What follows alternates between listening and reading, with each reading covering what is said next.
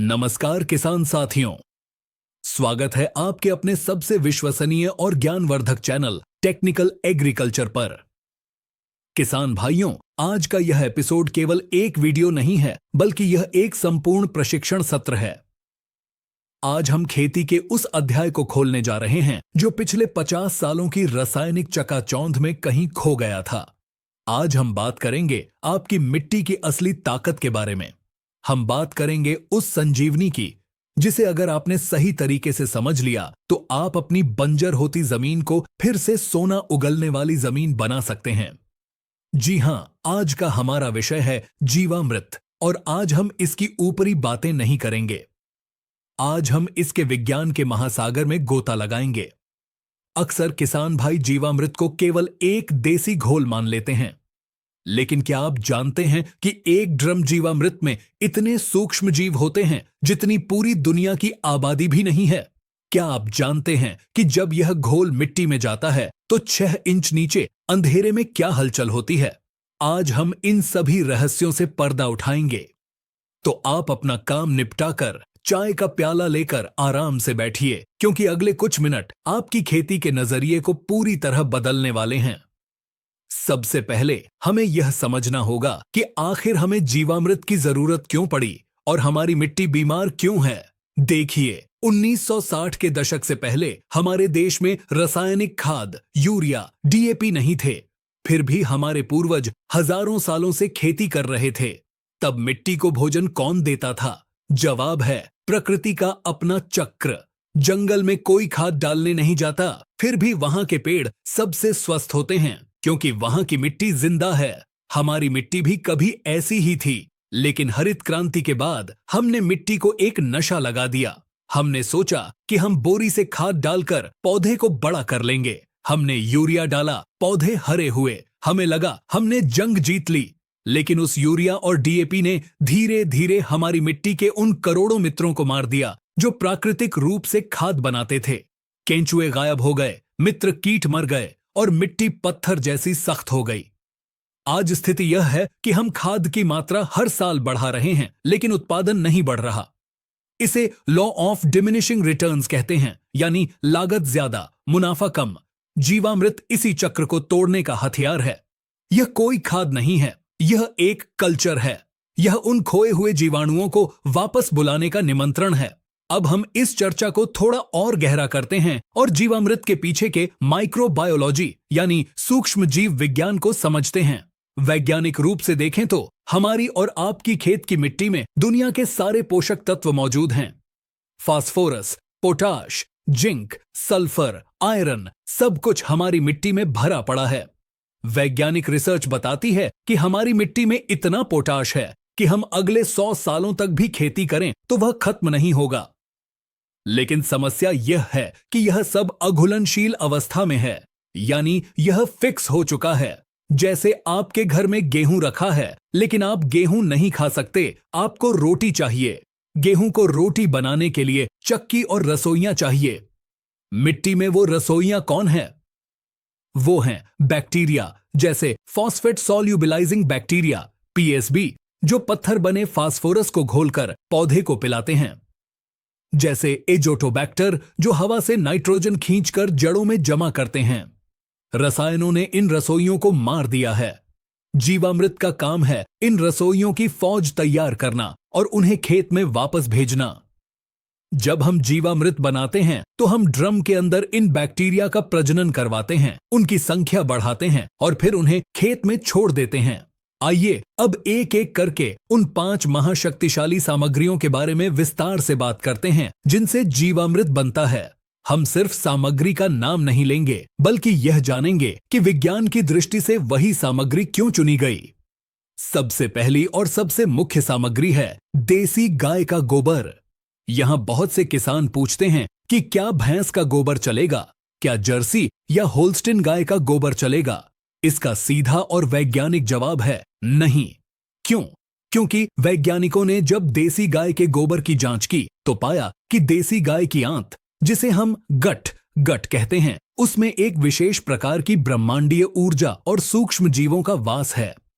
देसी गाय के 1 ग्राम ताजे गोबर में 300 से 500 करोड़ लाभकारी जीवाणु होते हैं, जबकि जर्सी या भैंस के गोबर में मिथेनोजेन बैक्टीरिया ज्यादा होते हैं जो गर्मी और गैस पैदा करते हैं और लाभकारी जीवाणु बहुत कम होते हैं। देसी गाय के गोबर में लिग्निन, सेलुलोज और ऐसे एंजाइम्स होते हैं जो मिट्टी को भुरभुरा बनाने में मदद करते हैं। और ध्यान रहे, गोबर जितना ताजा होगा परिणाम उतना ही चमत्कारिक होगा, क्योंकि जैसे जैसे गोबर सूखता है उसके अंदर के बैक्टीरिया सुप्त अवस्था में चले जाते हैं या मर जाते हैं। इसीलिए कोशिश करें कि गोबर उसी दिन का हो। दूसरी सामग्री है गोमूत्र। गोमूत्र खेती के लिए अमृत क्यों है? इसके 2 बड़े कारण हैं। पहला, यह दुनिया का सबसे बेहतरीन प्राकृतिक एंटी फंगल और एंटी वायरल है। जब हम जीवामृत डालते हैं तो गोमूत्र मिट्टी में मौजूद हानिकारक फफूंद जैसे जड़ गलन वाली फफूंद को दबा देता है। दूसरा कारण, गोमूत्र में यूरिया से कहीं ज्यादा शक्तिशाली और सुपाच्य नाइट्रोजन होता है। इसके अलावा इसमें यूरिक एसिड, खनिज लवण और कई तरह के हार्मोन्स होते हैं जो पौधे की वृद्धि को तुरंत शुरू कर देते हैं। गोमूत्र आप कितना भी पुराना ले सकते हैं, यह कभी खराब नहीं होता, बल्कि जितना पुराना होता है उतना ही तेज असर करता है। तीसरी सामग्री जो इस पूरी प्रक्रिया का इंजन है वो है गुड़। अक्सर लोग सोचते हैं कि गुड़ सिर्फ मिठास के लिए है।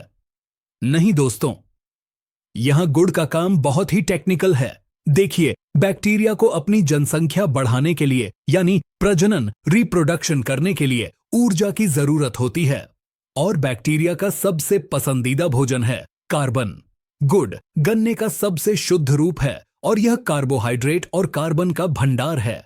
जैसे ही हम ड्रम में गुड़ डालते हैं, बैक्टीरिया उस पर टूट पड़ते हैं, उन्हें भोजन मिलता है और वे 1 से 2, 2 से 4 और 4 से 8 होने लगते हैं। यह प्रक्रिया इतनी तेज होती है कि 48 घंटों में उनकी संख्या अरबों खरबों में पहुंच जाती है। अगर गुड़ नहीं है तो आप गन्ने का रस, मीठे फलों का गूदा या खजूर का गुड़ भी ले सकते हैं, लेकिन चीनी का प्रयोग कभी न करें, क्योंकि चीनी में सल्फर होता है जो बैक्टीरिया को मार सकता है। चौथी सामग्री है बेसन या किसी भी दाल का आटा। यह बैक्टीरिया का प्रोटीन सप्लीमेंट है। अब आप सोचेंगे, बैक्टीरिया को प्रोटीन क्यों चाहिए? देखिए, हर जीव का शरीर कोशिकाओं यानी सेल्स से बना होता है और नई कोशिका बनाने के लिए प्रोटीन सबसे जरूरी तत्व है। हमने गुड़ से उन्हें ऊर्जा तो दे दी, लेकिन शरीर बढ़ाने के लिए प्रोटीन हमें बेसन से मिलता है। जब बैक्टीरिया को गुड़, ऊर्जा और बेसन, प्रोटीन दोनों मिलते हैं तो उनकी सेल डिवीजन की रफ्तार कई गुना बढ़ जाती है। आप चने का बेसन, उड़द, मूंग या अरहर का आटा ले सकते हैं। बस एक सावधानी रखनी है, सोयाबीन या मूंगफली का आटा नहीं लेना है। क्यों? क्योंकि इनमें तेल, ऑयल की मात्रा बहुत ज्यादा होती है। तेल पानी के ऊपर एक परत बना लेता है, जिससे ड्रम के अंदर ऑक्सीजन नहीं जा पाती और हमारे बैक्टीरिया, जिन्हें सांस लेने के लिए हवा चाहिए, वो दम घुटने से मर सकते हैं। इसलिए हमेशा बिना तेल वाली दालों का आटा ही लें। पांचवी और सबसे रहस्यमयी सामग्री सजीव मिट्टी। यह जीवामृत की जान है। हमें किसी बड़े बरगद, पीपल के पेड़ के नीचे की या किसी घने जंगल की या फिर खेत की मेड़ की ऐसी मिट्टी चाहिए जहां कभी कोई रासायनिक खाद या दवा न डाली गई हो। इसे हम विज्ञान की भाषा में इनोकुलम या मदर कल्चर कहते हैं। उस एक मुट्ठी मिट्टी में वो प्राचीन, ताकतवर और स्थानीय जीवाणु मौजूद हैं जो सदियों से प्रकृति ने सहेज कर रखे हैं।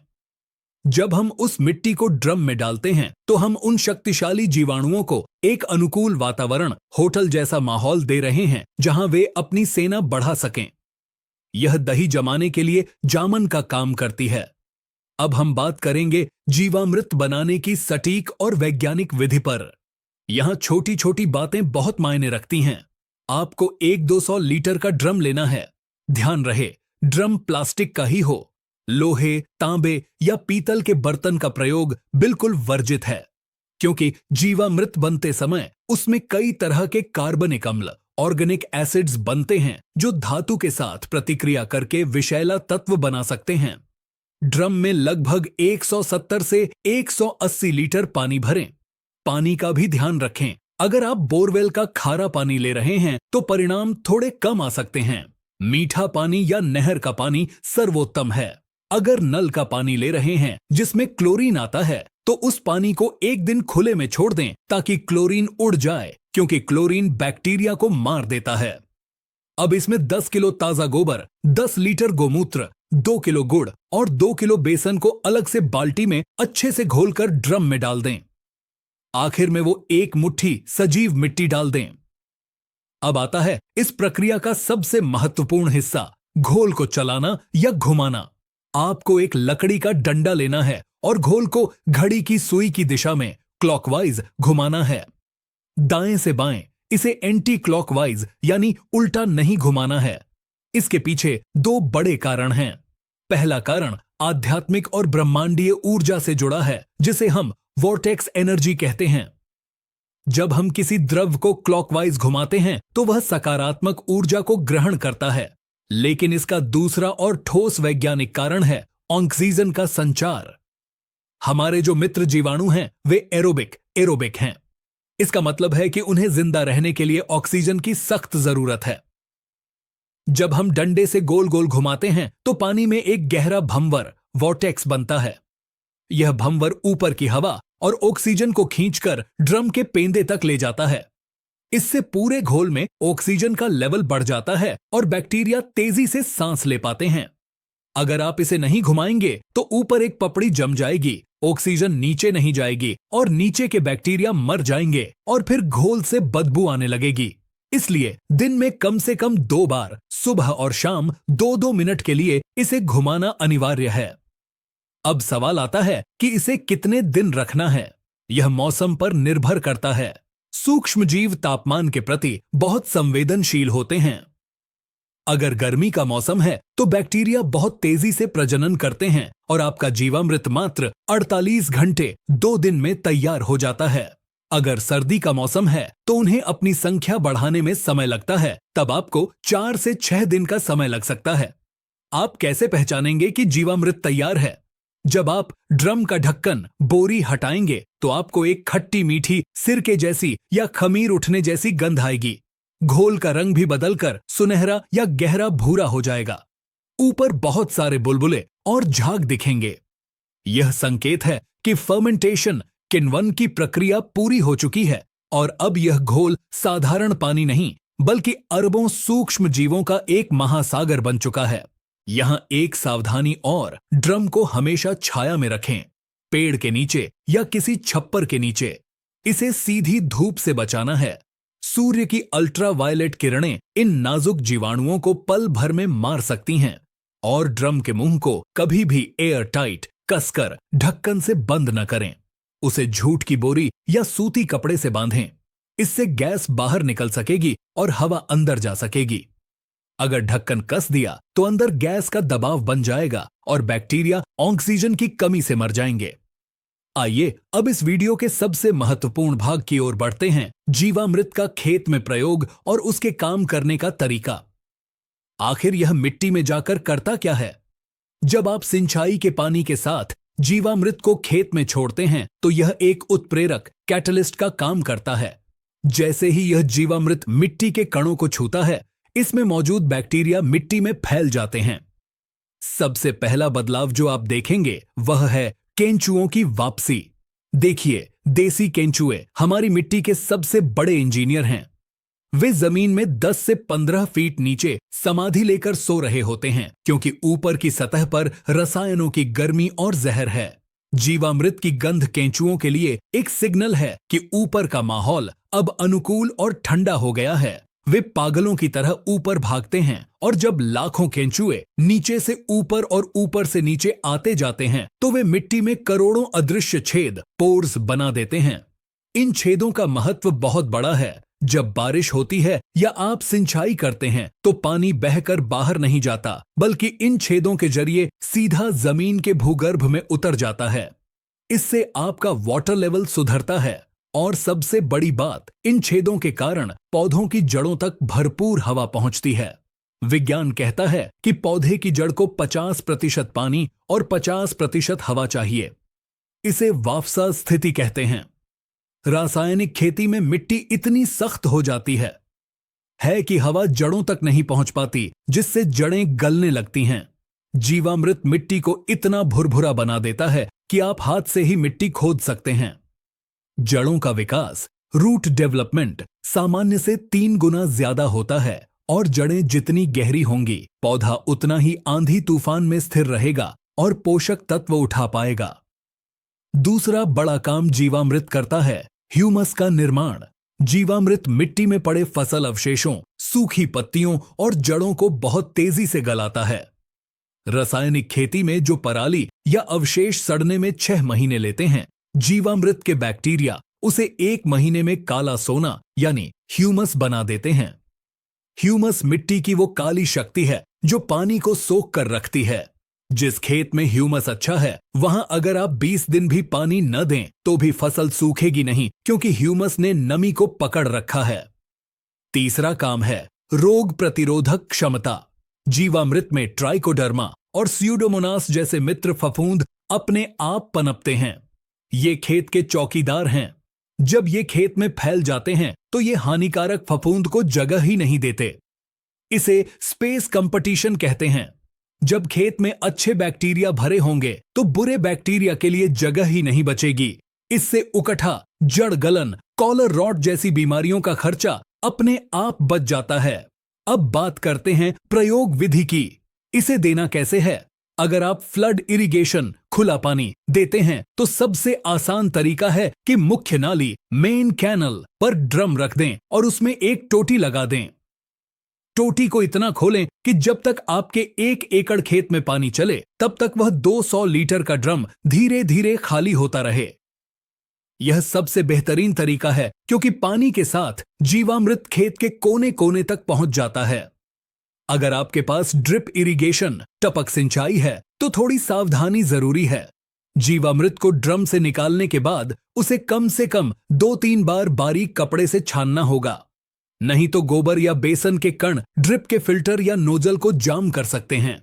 छानने के बाद आप इसे वेंचुरी के माध्यम से चला सकते हैं। लेकिन एक सुझाव यह है कि छानने के बाद जो ठोस कचरा बचता है उसे फेंके नहीं, उसे खेत में किसी पेड़ की जड़ में डाल दें, वह भी शुद्ध खाद है। स्प्रे के रूप में प्रयोग। जीवामृत का स्प्रे फसलों के लिए एक टॉनिक का काम करता है। जब फसल 20 से 25 दिन की हो जाए तब आप पहला स्प्रे कर सकते हैं। इसके लिए आपको 100 लीटर पानी में 5 से 10 लीटर छना हुआ जीवामृत मिलाना है, यानी 15 लीटर की टंकी में लगभग 1 से 1.5 लीटर जीवामृत। यह स्प्रे पत्तों पर क्लोरोफिल बढ़ाता है। आप देखेंगे कि स्प्रे के 24 घंटे बाद ही पत्तों का आकार चौड़ा होने लगा है और गहरा हरा रंग आ गया है। यह हरापन यूरिया जैसा नहीं होता जो बीमारी को न्योता दे, यह एक स्वस्थ हरापन है। जब फसल में फूल आ रहे हों या फल बन रहे हों, उस समय इसका स्प्रे बहुत फायदा करता है। यह फूलों को झड़ने से रोकता है और फलों में चमक लाता है। मात्रा, डोज कितनी होनी चाहिए? 1 एकड़ जमीन के लिए महीने में 1 बार 200 लीटर जीवामृत पर्याप्त है। यह मानक है। लेकिन अगर आपने अभी अभी रासायनिक खेती छोड़ी है और आपकी जमीन बहुत ज्यादा खराब या बीमार है, तो आप शुरुआत के 6 महीनों में हर पानी के साथ या हर 15 से 20 दिन में इसका प्रयोग कर सकते हैं। इसकी कोई ओवरडोज नहीं होती। अगर आप गलती से ज्यादा भी डाल देंगे तो भी यह नुकसान नहीं करेगा, बल्कि फायदा ही करेगा। अब चर्चा करते हैं कुछ आम गलतियों और सावधानियों की जो अक्सर किसान भाई अनजाने में कर बैठते हैं और फिर कहते हैं कि रिजल्ट नहीं मिला। पहली और सबसे बड़ी गलती, जीवामृत और रासायनिक जहर का साथ साथ प्रयोग। किसान भाइयों, यह एक विरोधाभास है। एक तरफ आप बैक्टीरिया को बढ़ाने के लिए इतनी मेहनत से जीवामृत बना रहे हैं और दूसरी तरफ आप खेत में रासायनिक कीटनाशक या खरपतवारनाशी डाल रहे हैं। रसायन का मतलब ही है जीवन को मारने वाला। अगर आपने जीवामृत चलाया और 2 दिन बाद ऊपर से कीटनाशक छिड़क दिया तो समझ लीजिए आपने अपने ही हाथों से अपनी मेहनत बर्बाद कर दी। आपके सारे मित्र बैक्टीरिया मर जाएंगे। इसलिए जीवामृत डालने के कम से कम 1 हफ्ता पहले और 1 हफ्ता बाद तक खेत में कोई भी रासायनिक गतिविधि न करें।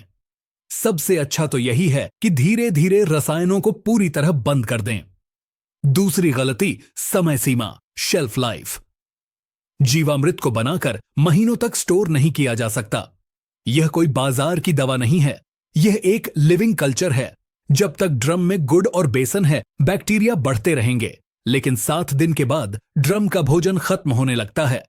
तब बैक्टीरिया भूख से मरने लगते हैं या एक दूसरे को खाने लगते हैं और उनकी संख्या तेजी से घटने लगती है। इसलिए नियम बना लें, ताजा बनाओ, ताजा खिलाओ।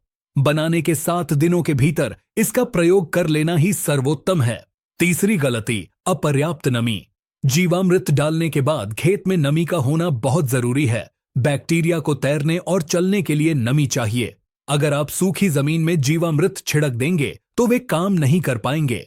हमेशा सिंचाई के साथ या बारिश के बाद जब नमी हो तभी इसका प्रयोग करें। अब कुछ उन्नत एडवांस्ड बातें जो अनुभवी किसान प्रयोग करते हैं। क्या हम इसमें और कुछ मिला सकते हैं?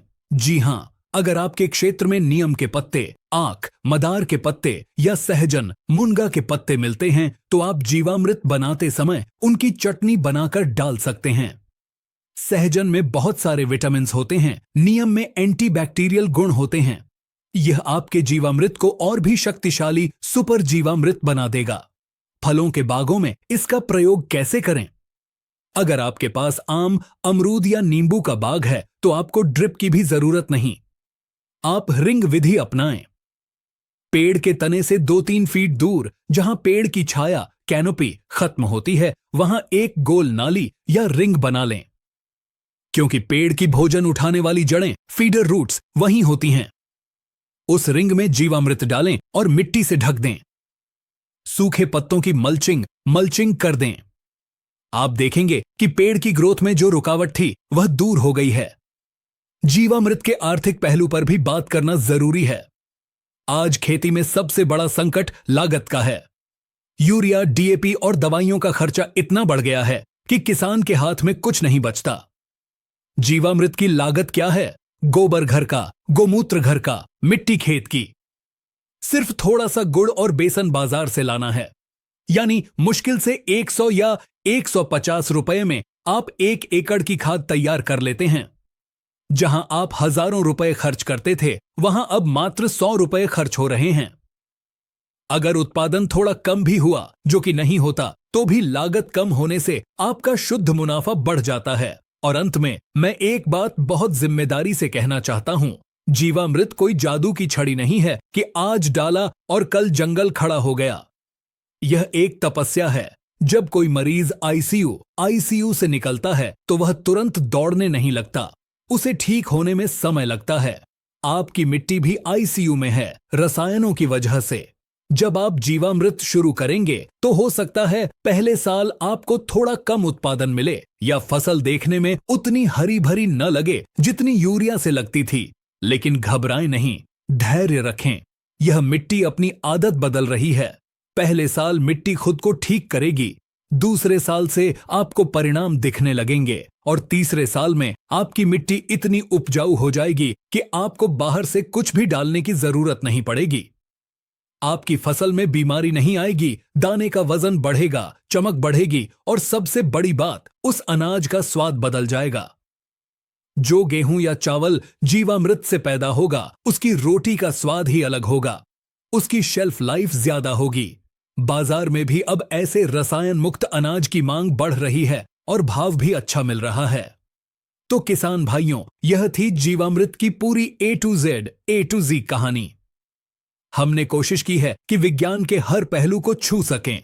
यह केवल खेती का तरीका नहीं, बल्कि प्रकृति के साथ जीने का तरीका है। यह हमें सिखाता है कि हम प्रकृति के मालिक नहीं, बल्कि सेवक हैं। जब हम मिट्टी का ख्याल रखते हैं तो मिट्टी हमारा ख्याल रखती है। हमें उम्मीद है कि इस विस्तृत जानकारी ने आपके मन के सारे भ्रम, सारे सवाल दूर कर दिए होंगे। आप कल से ही, बल्कि आज से ही इसकी तैयारी शुरू करें। अपने लिए न सही, अपनी आने वाली पीढ़ियों के लिए एक स्वस्थ और जहर मुक्त जमीन छोड़कर जाएं। अगर अब भी आपके मन में कोई सवाल रह गया है, किसी विशेष फसल पर आप जानकारी चाहते हैं, तो नीचे कमेंट बॉक्स आपका इंतजार कर रहा है। हमें बहुत खुशी होगी आपकी मदद करके। इस वीडियो को, इस जानकारी को अपने तक सीमित न रखें। इसे हर उस किसान तक पहुंचाएं जो खेती में संघर्ष कर रहा है। हम फेसबुक पर भी है, वहां भी अच्छी जानकारी डालते हैं, तो वहां भी हमें फॉलो करें। जुड़े रहिए टेक्निकल एग्रीकल्चर के साथ, क्योंकि यहां हम बात करते हैं सच्ची और पक्की खेती की।